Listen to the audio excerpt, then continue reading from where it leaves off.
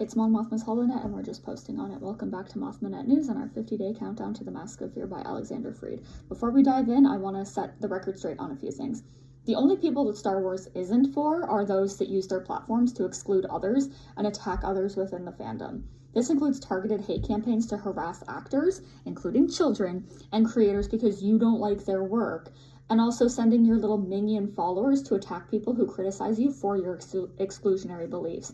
Star Wars is a story about love and fighting against hate, and I will not tolerate people who think that it's okay to complain about women or people of color or queer people in the fandom and say that we don't belong, and then cry about it to a massive platform when people from those groups and their allies call you out on it. You do not get to have it both ways. You do not get to kick us and then scream and cry when we try to fight back, okay? You know, not all of us have super large platforms. I don't have a super large platform, and it's just unacceptable, okay? Some people in this fandom need to do some soul searching. It might take them a long time because some of them literally do not have souls. And if you support people like that, kindly unsubscribe and never again interact with me or another one of my videos. I do not want you as part of my community if you're going to support someone with such exclusionary beliefs about who belongs in this fandom. I do not want anything to do with that. Star Wars would not exist as we know it today without the hard work of women, people of color, and queer people. Star Wars does not need people like that with those beliefs in this fandom, okay? Like, Star Wars would have been a really fucking short story if it hadn't been for Princess Leia saving everyone's fucking asses, all right? And Carrie Fisher herself would not stand for this bullshit. Marsha Lucas, who literally fucking saved Star Wars from the very beginning, would not tolerate this bullshit, okay? Shut the fuck up. If you keep turning around and going off about how so-and-so doesn't belong in the fandom, you're the one that doesn't belong here, because it's not up to you to determine some kind of freaking litmus test for who deserves to be in this fandom or not. And if anyone wants to whine and complain about so much for the tolerant left at me or calling me a hypocrite, please understand the paradox of tolerance before you do. Save us both some time. I block people when I'm bored of them, and I get bored very easily. I get bored of stupid people. I just wanted to clear that up. All right, because some shit needs to be spoken up about. All right, if you need to call it, like if you are in a position where you can call out this behavior, like I am, do it. I beg you. I'm not going to sit here and let some grifter determine whether or not my friends and I are allowed to be in the Star Wars fandom. They understand Star Wars a hell of a lot more than your grifter ass. Anyways, I'm pretty sure everyone knows who that was about. And enough of that piece of shit, because I'm over it. Returning to the countdown, it is day 48, and we are talking about the trio that we all knew that we needed. Mon, Bail, and Saw. I have talked a little bit about each of the three of them. I talked a lot about Mon Mothma, but not really focused on the dynamic of the three of them together. I don't really think there are enough scenes with the three of them together, but hopefully in the Reign of the Empire trilogy, we will rectify that.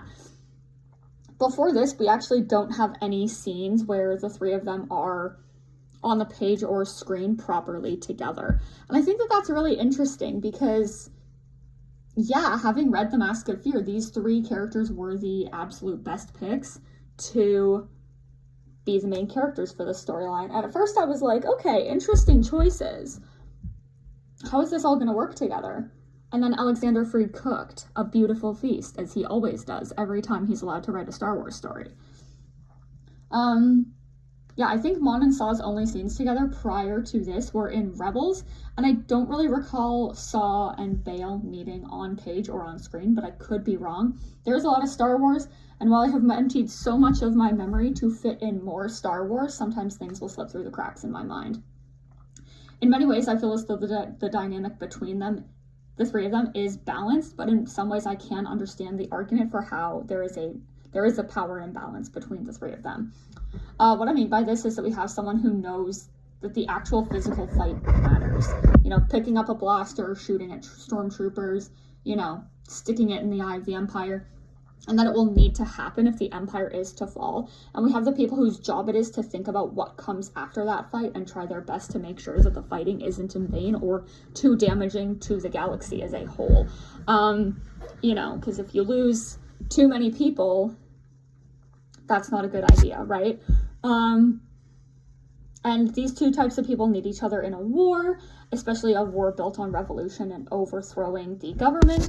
There are different priorities for soldiers like Saw and politicians like Mon and Bale. The rebellion requires both to function adequately, and the rebellion needed all three of them as leaders. Bale had the advantage of being married to his planetary leader and was able to use the resources of his homeworld in order to fight the Empire. Most specifically, he was able to devote ships and funds that other parties like Mon struggled to provide at times. While Mon is wealthy in her own right, her wealth and accounts do not line up with those of Alderaan as a whole. She is one person. Even if you look and be like, oh, well, she's got like the money of her family. That is one family versus the royal family of Alderaan. Like, does not line up. Saw is a soldier. He has the heart of war. He has the art of war down to a science, really. He knows how to hit hard and where it hurts. He's very good at that. Mon is a masterful politician whose power is her compassion and eloquence. She fights with her words the same way that Saw fights with his blaster. However, the imbalances do come from the fact that this trio of folks has two politicians and one soldier. I don't think it really impacts Saw all that much. While I don't necessarily think he has it in him to work within the halls of the Senate, he is very capable of using his own voice. His ideas are refined and he knows what he's saying. He knows how to inspire the people who follow him. In a way, he also has the chops of a politician. And all politicians should be fighters as well, because this is what they do. Mon and Bale also have it in them to be soldiers and fighters, but they lean more towards diplomacy and less towards the physical fighting. They also have these skills that Saw has. It's just a different distribution of these skill sets. I fully believe that Mon could pick up a blaster and go and fight in a battle, but I don't necessarily see Saw giving, an inspiring speech in the Senate. I feel like he would get really upset with the Senate really fast. I think that for all of them, they do, however, lack an understanding of one another and where they come from. This is alleviated slightly more with Mon and Bale because of their proximity to one another, but there are still stark differences. Bale's senatorial position is an appointment from his wife. The people of Alderaan can't just be like, actually, we're going to vote him out. Right, because that's how it works on Alderaan. Mon as a senator needs to worry about re-election, and so that she can continue to stand up for the people until she leaves the Senate to go and fight with the rebellion. So she needs to remain palatable, at least to the people on Chandrila. She can't risk her allies losing that perhaps crucial vote that she can give them that will help them fight back. Saw has been a soldier since the Clone Wars. War is pretty much all he knows.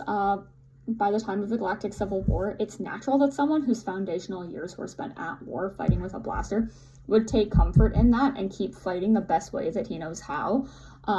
Overall, I do think that working together, either directly or indirectly, and having them all as leaders in one form or another in the rebellion makes each of them stronger, and it makes the rebellion as well stronger and better. I personally do not think that a single one of them is wrong, either in their ideas or their motives. And I do need that to be known as well. Like, you'll never see me being like, well, I don't like when Saw Gerrera did this. No, because I understand why he did it. It's not up to me to police how a soldier fights. How a partisan soldier fights against a fascist government. Saw has much the same motives throughout his entire storyline. His goal is to fight against tyranny, and that is all he has ever wanted. Mon and Bale are pretty much the same. Their goals are to fight against tyranny and restore democracy and the democratic processes that are a part of that.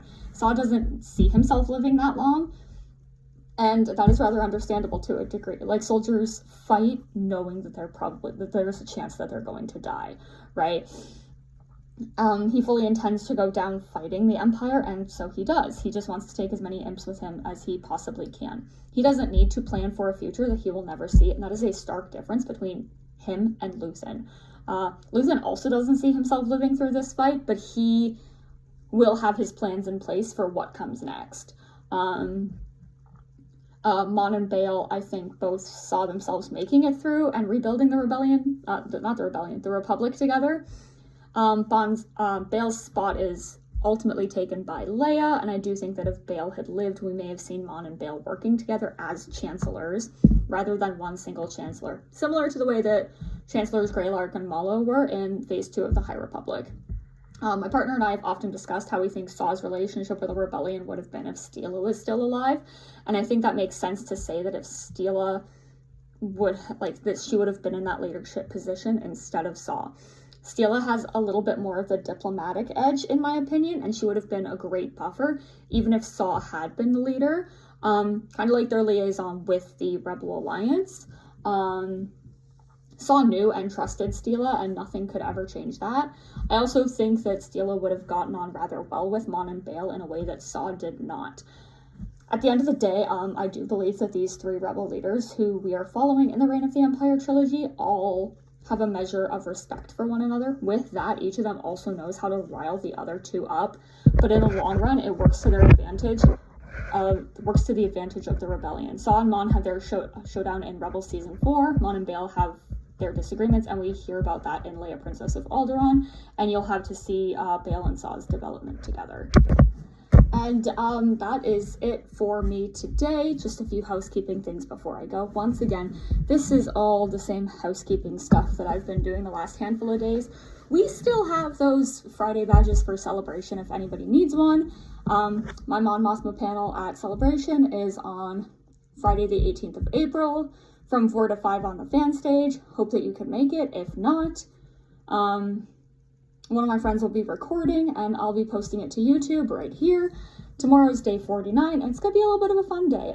It's your last chance to get questions in for the video. I have a couple, and I'm going to have fun with them. Send them to our social media accounts. Message me privately if you like these and would like to be kept updated on the Moth Minute and what will be coming after this countdown. Please like the video and subscribe. If you'd like to connect with us on socials, you can find us at Mothma Updates. Thank you, and may the Force be with you.